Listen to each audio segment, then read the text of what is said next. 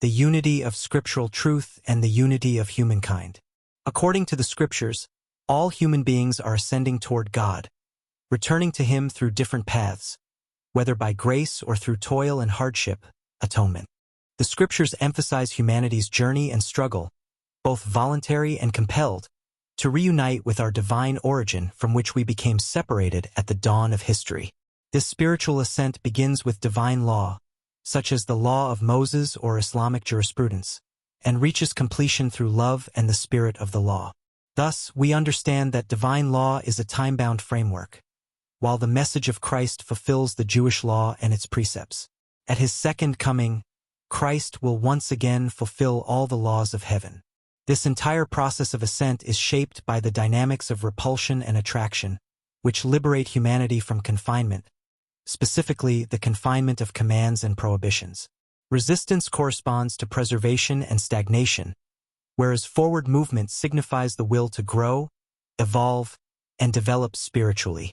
This dynamic can be likened to the egg and the embryo, the seed and the soil, or the bird and the wind. Toil and struggle are the destiny of humankind and of all creation.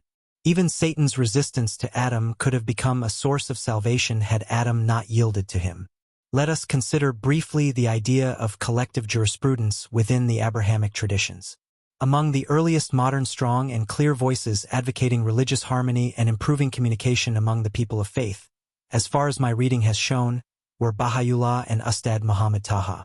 Dr. Hassan al-Turabi, when he talks to foreigners, alluded to similar ideas. Interestingly, even certain leftist movements, which distanced themselves from religion, unexpectedly contributed to a superficial form of harmony among adherents of different religions under their influence. Islamic Sufism represents a new spiritual horizon of Islam. In this context, we must highlight the modern religious renewal grounded in a contemporary Sufi methodology, articulated in detail by Ustad Mahmud Taha from within the Islamic tradition. Through this perspective, he presented a vision through which Islam could reconcile with the modern world. Later, the teachings of Dr. Sun Myung Moon, founder of the Universal Peace Federation, expanded on the concept of religious harmony by emphasizing the original message of Jesus Christ.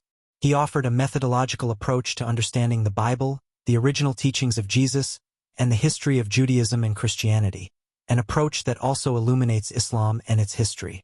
Dr. Moon opened the way toward a unified spiritual understanding of humanity. Unification stands at the heart of his message. The unification of Christianity, the unity of humankind around the original message of Christ, and the harmony of the physical and spiritual worlds. Unification, the blessing of marriage, and strengthening the family are central themes in his teachings. The monotheism proclaimed by Jesus in his first message is the essence of all divine revelations, especially in Islam. These ideas and visions have inspired an integrated understanding of Islam as a religion that came after the Old and New Testaments. Such visions have the power to bridge divides, close gaps, overcome obstacles, and open doors between the peoples of the book, Muslims, Christians, and Jews. As the Quran declares, "Indeed, this community, nation, of yours is one community, nation, and I am your Lord, so worship me." With this wisdom in mind, I place these reflections before you.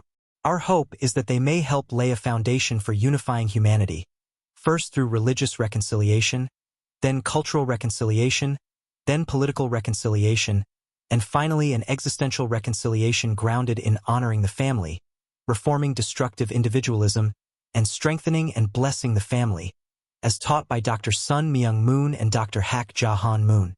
We are not speaking here of a unity that erases identities, as some may imagine. What kind of unity, then, do we mean, and how can such unity be achieved? Could it be a unity rooted in ending hostility and suspicion among the Abrahamic peoples, and between them and others, a unity founded on forgiveness and mutual acceptance? But is this truly possible? How could it happen? How do we address the many differences in scriptures, perceptions, practices, and interpretations of history with all its conflicts? And how do we navigate the political tensions of the present? Finally, which religion is most capable of embodying this human unity? From a scriptural standpoint, Islam is the most readily prepared. From a practical standpoint, Christianity appears the most adaptable. Parts of this will be discussed in this series. Written and prepared by Abdelmoumin Ahmed.